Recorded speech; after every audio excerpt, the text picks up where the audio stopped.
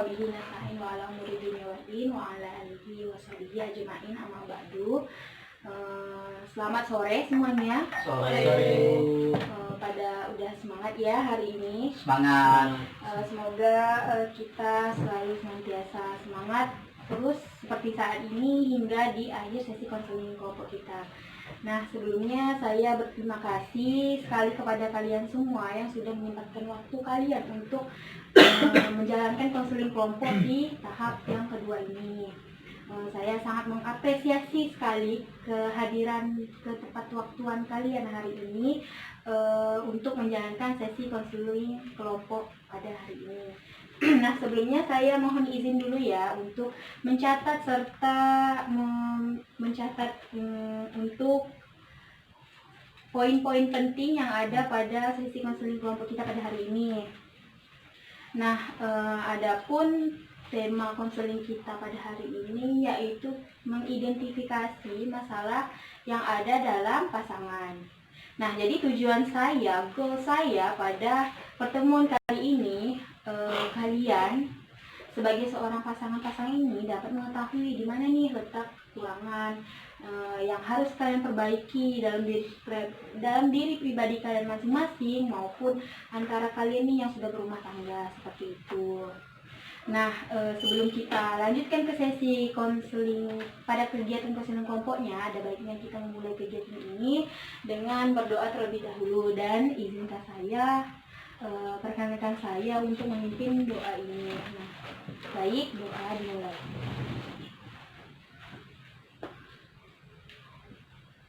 Telah selesai. Sebelumnya saya ingin mereview nih PR-PR atau tugas-tugas yang sudah saya berikan pada kalian di konseling kelompok yang pertama kemarin.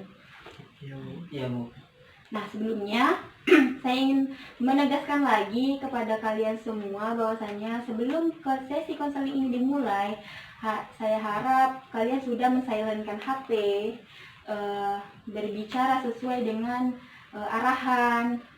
Sebelum berbicara, untuk sediaan kalian mengacungkan tangan serta tidak boleh memotong pembicaraan dari orang lain. Setiap orang nanti saya berikan waktu beberapa menit untuk mengaspirasikan, mengekspresikan apa yang ingin kalian utarakan pada konseling kelompok pada hari ini. Nah, dan perlu kita ketahui lagi bahwasanya tentang kesepakatan kita kemarin, kita sudah berikrar, berjanji, ada asas kerahasiaan yang harus kita pegang teguh nih, dari saya pribadi seorang konselor maupun kalian sebagai anggota kelompok, bahwasanya kalau misal ada apa-apa yang terjadi pada konseling kelompok pada hari ini, masalah kalian apapun yang terjadi pada hari ini, jangan sampai kalian bocorkan ke orang lain ataupun orang lain mengetahui apa yang sudah kita laksanakan pada konseling kelompok ini. Dan konseling kelompok ini juga bersifat tertutup kan, jadi kita hanya memfokuskan pada masalah kalian, pasangan kalian berdua saja ini. Nah, sebelum itu bagaimana nih pencapaian kalian? Apakah ada perubahan, kendala yang kalian rasakan pada saat tugas yang sudah saya berikan minggu lalu? Bagaimana? Boleh dimulai dari abang dan kakak MPW Subang. Alhamdulillah ada ya. Iya, ada. Ada perubahannya dari apa yang konseling dari minggu yang lalu itu kami terapkan dalam keseharian kita. Jadi ada perubahan walaupun belum sepenuhnya. Kendalanya ada nggak? Ya, kalau kendalanya mungkin belum terbiasa lah, Bu. Iya, Bu, ini kayak masih campur, kayak gitu, antara satu sama lain masih campur. Iya, step by step ya. Kalau di Bang Simin sama Kak Lita gimana? Kalau saya pribadi sih, ya, karena yang tadi Bang itu kan dari istri sendiri, jadi mungkin hanya sedikit Silakan diminum ya. yang dapat saya lakukan, belum menyeluruh seperti itu. Oh, jadi dapat saya simpulkan bahwasanya ya ini kan masih 1 minggu ke belakang ya, kita menerapkan ini. Saya harap PR ini dapat kalian terapkan setelah konseling ini, meskipun ini sudah konseling yang kedua, nah step by step semua itu butuh proses. Nah maka sebelum itu sekarang sebelum kita lanjutkan ke sesi konseling, saya punya games nih buat kalian agar bisa lebih fokus. Gimana? Siap nggak? Siap, Bu. Kalau saya bilang pagi pertama sekali, siang 2 kali, malam 3 kali. Baik, gimana? Baik, Bisa gimana? saya tes ya, coba Siap, Bu. dicoba. Pagi, siang, malam. Nah, baik. Pintar. Iya, pintar banget. Nah, baik, saya mulai ya. Malam. Ada yang salah. Pagi, siang, malam, pagi. Sekali lagi ya. Malam, pagi, malam, siang. Oke, semuanya sudah fokus. Terima kasih sudah berpartisipasi dalam bermain game ini ya. Nah, sekarang kita lanjut ke tahap kegiatan kita. Nah, sebelumnya kalau ada yang haus boleh diminum dulu. Nah, pada tahap kegiatan ini saya ingin mengidentifikasi masalah dalam pasangan, ketika pasangan ya. Di sini saya menggunakan pendekatan client center. Sebelumnya kalian sudah tahu belum ya client center itu apa? Kalau center sih buat itu ya, Bu. Iya benar. Kalau ini kan dalam pendekatan konseling ya. Kita lah ide mikiran. Kalau dalam konseling, pendekatan client center itu yang mana teori pendekatan yang lebih berpusat kepada klien. Jadi saya di sini kan fungsinya sebagai seorang fasilitator ya. Fasilitator. Saya juga hanya memfasilitasi kalian. Jadi kalian menurut Rogers itu setiap individu memiliki keunikan dan memiliki kapasitas untuk memahami keadaan dan menyebabkan ketidakbahagiaan dari dalam dirinya sendiri. Dalam ibaratnya tuh dia itu bisa menyelesaikan masalah dia sendiri, mencari jalan keluar diri sendiri, mencari kebahagiaan untuk dia pribadi dan untuk kebaikan dia yang akan datang. Nah, jadi tujuan ini yang mana client center ini bertujuan untuk membantu konseling menemukan konsep diri lewat menggunakan komunikasi dalam konseling kayak seperti yang kita jalani sekarang. Nah, sesuai dengan kesepakatan kita minggu lalu, kita kan menyepakati nih permasalahan yang dimulai dari masalah si Kak Andrianti dulu. Yang masalahnya kemarin tentang apa ya? Kurang mampu menciptakan hubungan yang harmonis ya. Nah, pada sesi ini saya memberikan waktu 5 menit untuk si Abang Haikal dan Kak Andrianti untuk mengekspresikan nih apa aja sih masalah-masalah yang ada di dalam hubungan kalian, seperti itu. Menyebabkan yang ketidakharmonisan kalian itu seperti apa, boleh diceritakan lebih dalam lagi. Nah, bagaimana saya persilakan antara pasangan ini? Silakan Mbak Andrianti. Ya, duluan ya.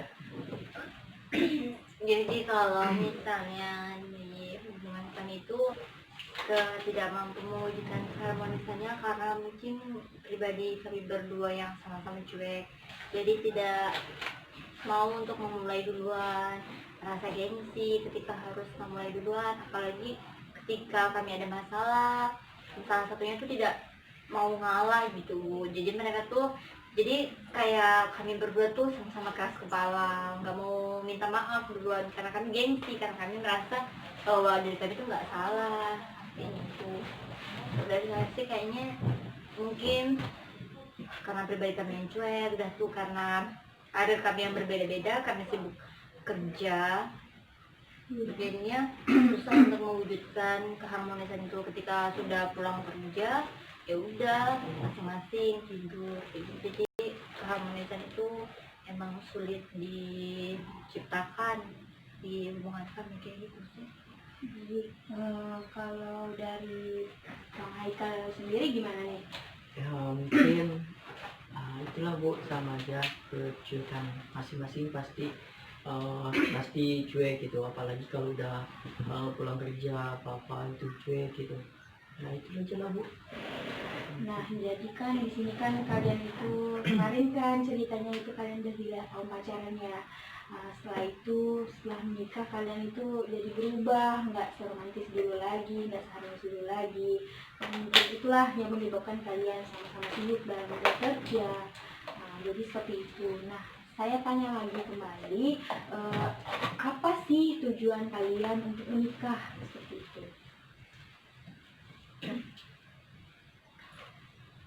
Kalau tujuan kami menikah tuh apa ya Bu ya?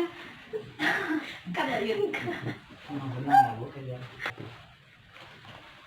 Nah, seperti itu. Jadi saya ingin nanya lagi nih, apa sih tujuan awal kalian itu menikah seperti itu?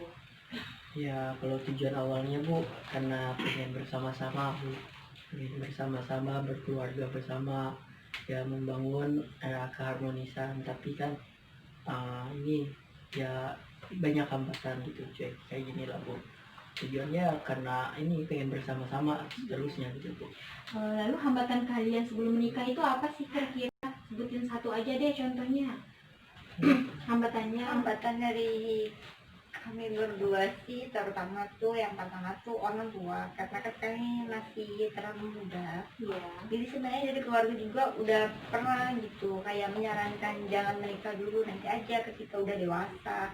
Maksudnya tuh lebih usianya lebih matang gitu Bu. Cuman kami berdua ini emang kekeh pengen segera menikah karena kami kan sudah terlalu lama pacaran, tidak menginginkan hal-hal yang negatif terjadi gitu.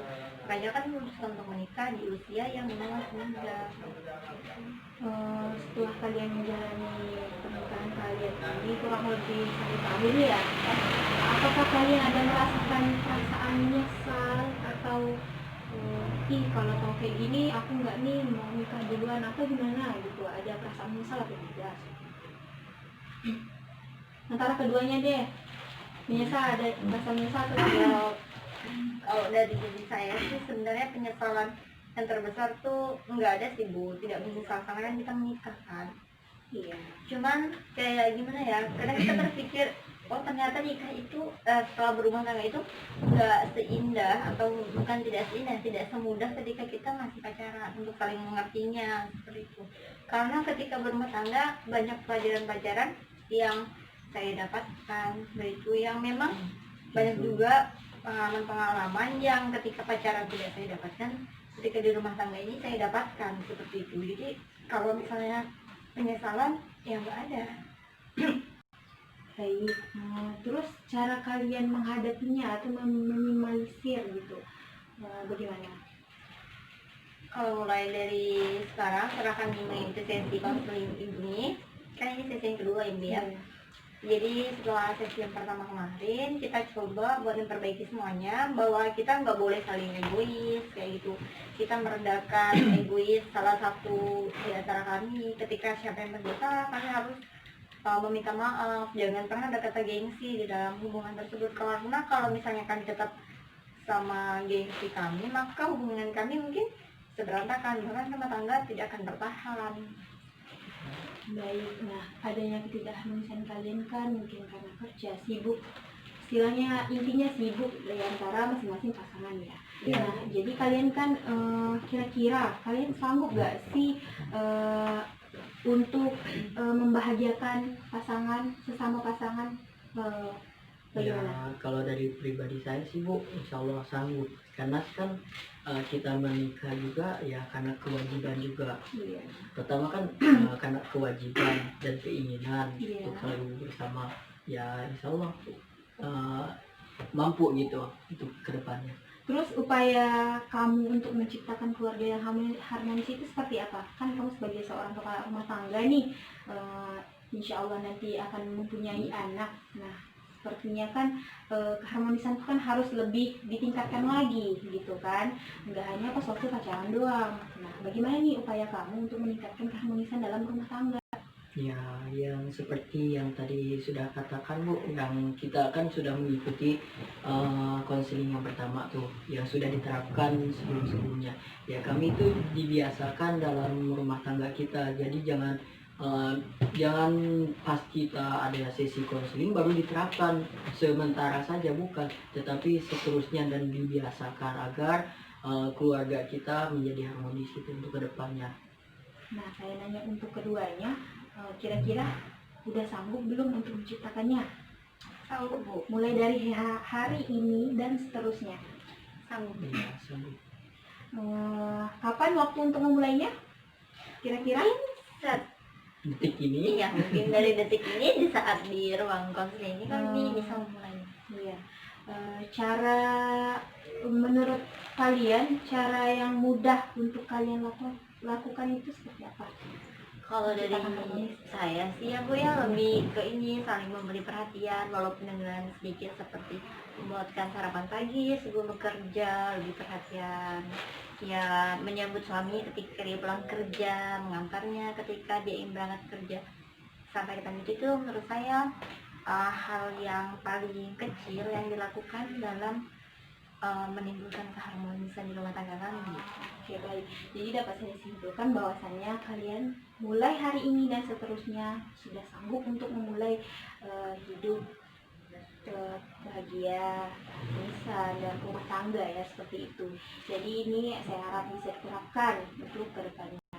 Nah, setelah itu seterusnya saya ingin bertanya juga nih dengan kedua pasangan ini. Kan kemarin masalahnya tentang itu ya, kurangnya perhatian ya dari seorang suami, yang mana suaminya itu sering ada kesibukan di luar ya, seperti itu ya.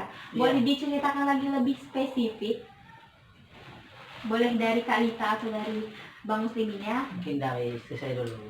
Iya, silakan Mbak Lita. Ya, jadi begini Bu, dianya ini itu sering ada waktu di rumah gitu Bu.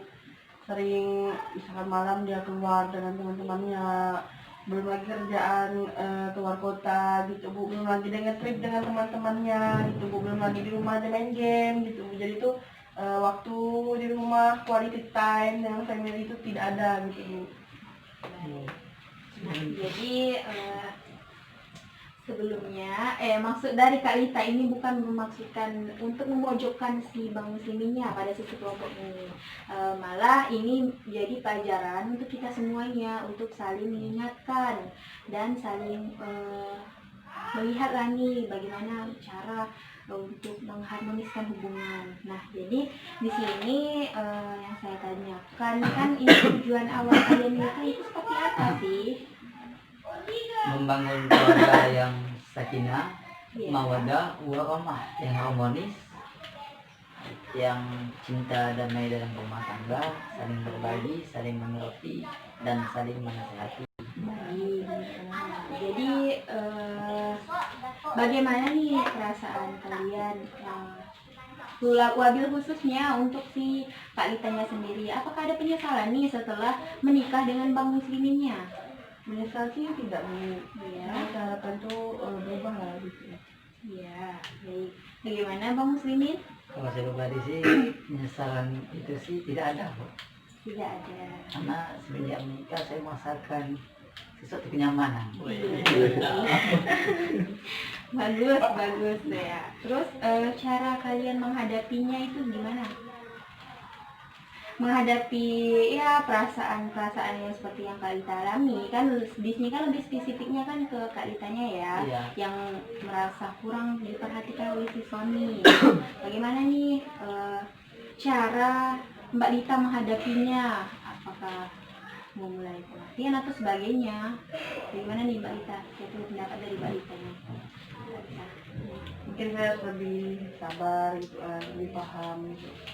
Tidak cemburu terhadap aktivitas dia di luar dan di dalam gitu. Jadi bersabarlah gitu Bu ya. Menurut saya lah. Iya, jadi kan adanya ketidakperhatian itu kan karena kurang lebih sih kayak si Mbak Andrianti dan Bang Haikalnya ya, pada sibuk keluar kota, main game atau dan lain sebagainya. Jadi kira-kira nih untuk sekarang setelah melakukan sesi konseling ini, apakah Bang Muslimin ini mau untuk membahagiakan pasangannya? Kalau membahagiakan pasangan itu kan memang tujuan awal menikah itu memang seperti itu. Iya. Jadi niat saya memang seperti itu, membahagiakan dia. Cuman keinginan saya itu istri saya ini jikalau saya berbuat salah itu haraplah ditegur, dinasihati dengan cara halus, lemah lembut. Jangan hanya didiamkan saja. Jadi kalau hanya didiamkan saja kan saya tidak tahu kesalahan saya di mana, seperti itu. Bagaimana Mbak Lita? Iya. Nah, terus untuk si Bang Muslimin ini bagaimana sih upaya untuk menciptakan perhatian itu kepada seorang istri? Mungkin saya harus mengurangi permainan game atau lebih tidak fokus main HP dan jarang main HP, seperti itu. Lebih istilahnya begini, jika kalau hanya saya ingin lebih fokus pada HP itu, saya berada di luar rumah. Iya. Sedangkan jika sudah di dalam rumah itu, HP itu hanya untuk dicas saja, mengisi baterai. Jadi ketika sudah dalam rumah itu, menurut saya ini harus lebih cenderung memperhatikan istri saya. Nah, seperti itu. Dan juga mungkin saya harus mengurangi aktivitas saya di luar seperti berkelana, seperti itu. Sanggup? Kira-kira sanggup untuk memulai semuanya? Jikalau misal soal masalah game sih, saya usahakan itu jelas bisa, Bu. Hanya saja soal berkelana ini saya masih Diharapkan untuk itu ya, mendengarkan, menghargai sesama. jikalau soal masalah berkelana ini terasa saya agak sulit, tapi akan saya usahakan untuk mencobanya. Iya, baik. Apakah sudah sanggup untuk memulai dan menjalaninya? Insyaallah siap dan sanggup, Bu. Nah, bagi kita sudah dengar sendiri, sudah disaksikan oleh 4 orang di sini bahwasanya Ya, Bang Muslimin dapat mengubah kebiasaan yang tidak disukai oleh Kak Litanya sendiri. Nah, kira-kira kapan nih waktu untuk memulainya? Ya, mulai dari detik ini, saat ini, hingga seterusnya. Cara yang menurut kamu mudah, contoh, berikan saya satu contoh cara untuk bagaimana sih bersikap perhatian kepada seorang istri. Yang pertama itu saya harus menghapus game. Iya. Game, menghapus aplikasi game seperti itu. Yang kedua itu ketika sudah di rumah itu saya simpan HP, lalu saya duduk di sampingnya, tanya, bercanda, gurau. Kan itu juga akan mempererat perasaan, kedekatan, seperti itu. Baik, terima kasih. Jadi dapat disimpulkan bahwasanya pernyataan dari Bang Muslimin ini sudah disaksikan oleh 4 orang di sini. Saya sebagai seorang konselor dan anggota-anggota yang lain. Nah, terima kasih sekali lagi saya ucapkan kepada kalian semua atas unek-unek atau ide-ide yang sudah kalian utarakan pada sesi konseling kelompok pada hari ini. Dan mengingat waktu kita juga pelaksanaan ini yang sudah kita sepakati minggu lalu itu 60 menit setiap sesi pertemuan, maka hari ini saya ingin memberikan sedikit tugas rumah lagi. Apakah siap? Siap, Bu. Nah, tugas rumahnya tuh saya ingin kalian mengucapkan kata-kata yang asertif. Asertif Ya, apa itu itu, Bu? maksudnya kayak ucapan selamat pagi sayang, selamat siang sayang, selamat sore sayang, selamat malam sayang. Selamat sore, Terus sayang. semoga hari-hari kita selalu menyenangkan. Aku bahagia memiliki kamu. Aku sangat menyayangi kamu, dan terakhir I love you. Nah, Itu. iya, kata-kata ini, kalimat ini tujuannya untuk membangun lagi, membangun keharmonisan di dalam rumah tangga, perhatian. Jadi si Kak Litanya mendapat perhatian nih, setiap pagi ucapkan selamat pagi, selamat siang, selamat sore, seperti itu. Nah, Kak dulu Yudi. Betul. Jadi bagaimana, sanggup kan untuk menjalankan ini untuk seminggu ke depan? Sanggup, Bu. Nah, jadi kesimpulan dapat kita tarik kesimpulannya hari ini bahwasanya kita hidup berumah tangga itu harus saling menghargai, menghormati, yang suami menghormati istri, yang istri juga menghormati suami. Begitu juga baik pertemuan kita sudahkan cukup sampai di sini saja, dan insya Allah kita akan bertemu di sesi ketiga. Gimana nih kesepakatannya? Apakah mau di hari yang sama, jam yang sama, tempat yang sama, atau gimana nih? Nanti diinformasikan lagi kembali Bu di grup. Oke, ya kita ada grup ya. Ada grup. Nanti biar ketua yang mengusulkan di grup. Oh iya, baik. Nah, maka dari itu saya pribadi sebagai seorang fasilitator dalam kegiatan konseling ini meminta maaf dan berterima kasih sekali kepada kalian yang sudah berpartisipasi dalam mengikuti kegiatan ini. Semoga kita semua selalu dalam lindungan Allah dan selalu istiqomah dalam penyelesaian masalah ini. Nah, yang mana yang benarnya itu datangnya dari Allah dan yang salah itu datangnya dari diri saya pribadi sebagai hamba Allah yang tak luput dari kesalahan. Nah, sebelum kita menutup konseling kelompok kita pada hari ini, ada baiknya kita membaca doa kifaratul majelis. Assalamualaikum warahmatullahi wabarakatuh. Waalaikumsalam warahmatullahi wabarakatuh.